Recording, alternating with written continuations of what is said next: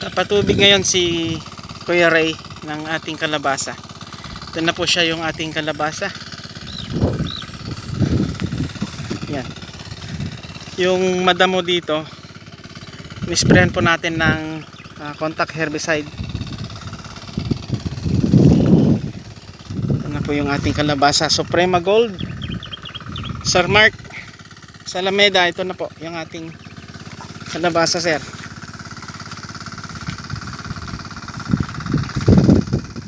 One month na siya ngayon.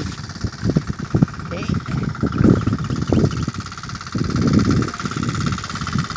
Kasi Kuya Ray. Yan. Pakanta-kanta lang si Kuya Ray habang nagpapatubig. Happy lang. Kuya Ray. Hello mga LJ, kumusta kayo lahat? Ayun. Ito, nagpapatubig tayo ng kalabasa. Pakanta-kanta lang ano? Okay.